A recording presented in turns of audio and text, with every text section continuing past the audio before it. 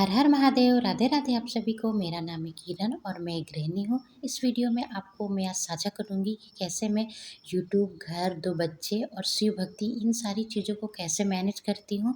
क्या ये कठिन है या आसान है या फिर हम इसे मुश्किल बना देते हैं? तो चलिए स्टार्ट करते हैं इस वीडियो को। सबसे पहले हम सुबह ब्रह्म मुहूर्त में उठ गए थे। देन उसके बाद ब्रश किए, झाड़ू पोछा किए और नहा धोआ कर सबसे पहले मंदिर को ना थोड़ा-सा हम पोंछ दिए और उसके बाद मंदिर का जितना भी बर्तन होता है ना उसको हम धो रहे हैं और मंदिर का जो बर्तन जो भी रहता है ना उसको पीताम्बरी से हम धोते हैं और थोड़ा-सा हम सर्फ़ लेते हैं क्योंकि दिया वग़ैरह जो होता है ना उसमें तेल लगा रहता है तो सिर्फ़ पीताम्बरी से नहीं जाता है, उसमें आपको थोड़ा-सा सर्फ़ का यूज़ करना पड़ेगा। उसके बाद सबसे पहले हम दिया जलाते हैं, पूजा करने से पहले हम दिया जला के ही पूजा करते हैं और ये चांदी का छोटा-सा सिंदूर रखने वाला है, इसमें हम पार्वती माँ के लिए सिंदूर रखते हैं पीला वाला और फिर उनको लगाते, फिर वही हाथ से हम खुद लगाते हैं। देन उसके बाद एक लोटिया में जल भरे, उसमें अक्षत डाले, मिश्री डाले, रोरी डाले, फूल डाले और ऊपर छत पे हम गए सूरज भगवान को जल देने के लिए। बट अभी सूरज भगवान निकले नहीं थे, बस थोड़ा-थोड़ा ही दिख रहे थे क्योंकि आप देख सकते हैं वीडियो में कि काफ़ी अभी अंधेरा है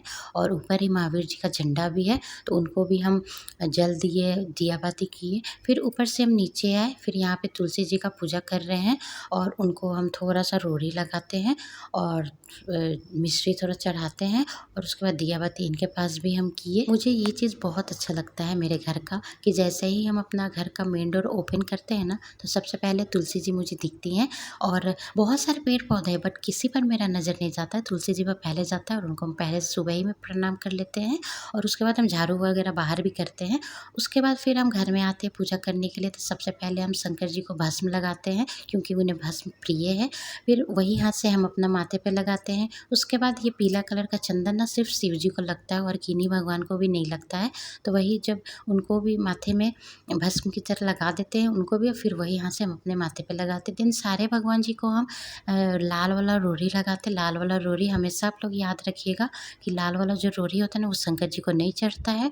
फिर उसके बाद हम लाल वाला रोड़ी दुर्गा माँ को चढ़ाए, फिर पार्वती माँ के पैरों में लगाए और जो कार्तिकेय भगवान थे, गणपति बप्पा थे, कृष्ण राधा थे, उन लोग को हम लगाए और उसके बाद फिर हम यहाँ पे दिया बाती किए, धूप जलाए। धूप हमेशा आप जलाइए अगर आप घर में शिवलिंग रखे हैं या फिर गणेश जी हैं यानी शंकर जी हैं, तो आप उनके पास ना धूप जलाइए क्योंकि शंकर जी को ना धूप अत्यंत प्रिय है। धूप हुआ, कपूर हुआ, ये सब उनको बहुत अच्छे लगते हैं, तो यहाँ हम धूप हमेशा जलाते हैं उनके पास। और फिर भोग चढ़ा है मिश्री का, हम हमेशा मिश्री का ही भोग चढ़ाते हैं। 2-3 चीज़ें हम हमेशा यूज़ करते हैं, जैसे मिश्री हुआ, किशमिश हुआ और जो इलायची दाना होता है ना, वो ये तीनों चीज़ हम चढ़ाते रहते हैं। और ऐसा कहा जाता है कि भगवान जी को ना कभी सूखा भोग नहीं चढ़ाना चाहिए।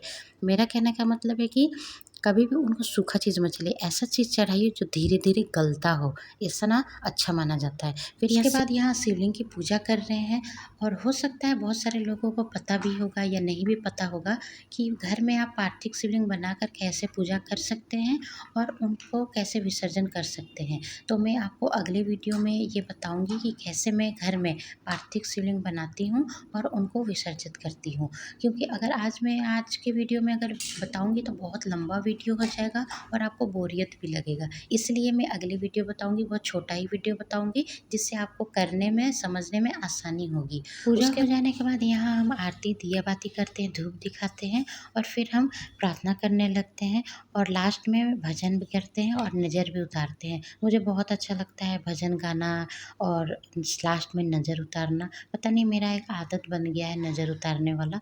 मुझे बहुत अच्छा लगता है, मेरे मन को बहुत सुकून मिलता है, बहुत शांति मिलता है। और भजन में पता नहीं मैं रोज़ मैं गाती हूँ, कम से कम 5 मिनट ही सही बट मैं रोज़ गाती हूँ भजन। यहाँ पूजा मेरा कंप्लीट हो गया था और लगभग 5:30 बजे मेरा पूजा ख़त्म हो जाता है क्योंकि अब 3:30 और 4 बजे के बीच में हम उठते हैं। कभी 3:45 हुआ, कभी 3:30, कभी 3:10 ऐसे हम उठते हैं। बस इस चीज़ का ख़्याल हमेशा आप लोग रखिएगा, 3 और 4 बजे के बीच में उठिएगा क्योंकि उसी को हम लोग ब्रह्म मुहूर्त बोलते हैं और उसमें जब आप उठिएगा ना तो आपको इतना अच्छा लाइट फ़ील होगा ना, एक अलग ही एनर्जी मिलता है। उसके बाद फिर हम 5:30 बजे तक मेरा सारा काम ख़त्म हो गया यानी पूजा वाला और उसके बाद हम किचन में आ गए थे। गैस गैस को थोड़ा-सा हम हल्का-सा पानी छिड़क के पोंछ दिए, फिर उनको जला के प्रणाम किए। देन उसके बाद बाबू का लंच बनाए, उसका स्कूल था और उसका लंच बना के उसको दे दिए। फिर हस्बैंड जी उसको छोड़ के आए। फिर उसके बाद हस्बैंड जी का हम सुबह का नाश्ता बनाए, वो भी खा के चले गए। फिर उसके बाद छोटा वाला बेटा उठा, उसको भी हम नहला-धुला के खिला-पिला दिए, वो खेल रहा था। उसके बाद यहाँ पे हम बेडशीट चेंज कर रहे थे और लगभग मेरा ज़्यादा टाइम हुआ नहीं था, क्योंकि बहुत सुबह ही ये था।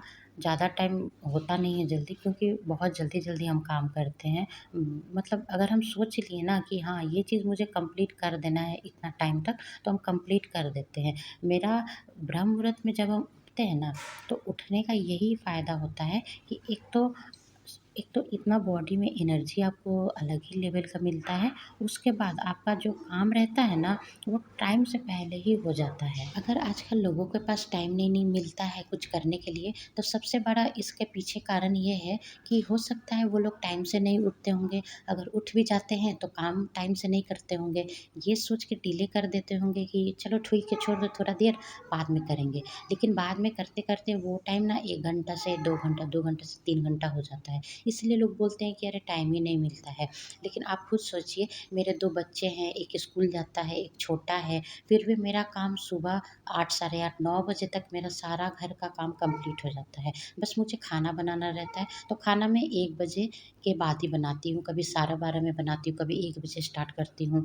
लेकिन हाँ, मेरा खाना 1 बजे मतलब 1 घंटा में बन के रेडी हो जाता है। कितना भी आप खाना बना लो, बस किचन में जाने का देरी है। एक बार किचन में जाने के बाद तो आदमी कितना पकवान बना के रख सारे देगा। गंदे कपड़ों को हम पानी में सर्फ़ डाल के फुला के रख दिए थे 5 मिनट के लिए, ताकि वो अच्छे से फूल जाएँगे, तब हम उसको धो लेंगे। सारे कपड़ों को हम हाथ से ही धोए, मशीन हम नहीं चलाए थे, सिर्फ़ मशीन में हम सुखा लिए थे, क्योंकि रांची में बहुत बारिश हो रहा है और हाथ से कपड़े धोना हम ज़्यादा प्रेफ़र करते हैं। इससे आपका बॉडी ना स्ट्रेचेबल रहता है। अगर आप झुक के कोई काम करोगे ना, तो आपका बैक पेन बिल्कुल नहीं होगा। फिर उसके बाद कपड़े पसार के आए और यहाँ जग और बाल्टी जो होता है ना, वो सारी चीज़ों को हम अच्छे से धोए। रोज़ हम धोते हैं नल, जग और बाल्टी को रोज़ हम धोते हैं, और बेसिन उसके बाद हम धोए। तो बेसिन हम 2 टाइम धोते हैं, रात में सोने से पहले धोते हैं और फिर सुबह में हम मतलब वही सारा काम जब करते हैं ना, कपड़ा-वपड़ा धोते हैं, तो उस टाइम हम धो देते हैं। उसके बाद जितना भी आज हम आपको काम दिखाए हैं, वो सारा काम मेरा 9 बजने में 10 मिनट कम था सुबह का, तब मेरा कंप्लीट हो गया था। आप खुद सोचो कि झाड़ू-पोछा तो कर ही देते हैं सुबह में, लेकिन फिर भी बाद में जब हस्बैंड शॉप चले जाते हैं, बच्चे स्कूल चले जाते हैं, तो उसके बाद भी हम एक आध बार पोछा लगाना लगाना होता है तो लगा देते हैं। फिर भी सारा काम देखिए मेरा 9 बजे से पहले कंप्लीट हो गया। उसके बाद मेरे पास 2-3 घंटा एक्स्ट्रा भी मिलेगा, तो इस बीच हम यूट्यूब का काम करेंगे, या फिर कोई काम रहता है प्रेस वगैरह करने का या कुछ सिलाई वगैरह करने का, तो वो हम कर लेते हैं। और 12 और साढ़े 12 बजे हम खाना बनाने जाते हैं, और यहाँ खाना बना के मेरा रेडी हो गया है। बच्चे स्कूल से आ गए, उसको भी खिला दिए, और बहुत बारिश हुआ था, आप यहाँ देख सकते हैं। 2:30 बजे तक बच्चे को खिला-पिला के हम सुला देते हैं, देन उसके बाद भी मुझे 2 घंटा मिल जाता है। तो आप सोचिए ब्रह्म मुहूर्त में उठने का कितना सारा फ़ायदा है। मैं आशा करती हूँ कि आपको गृहिणी की वीडियो अच्छी लगी होगी। अगर अच्छी लगी होगी तो subscribe my channel. Her her Mahadev.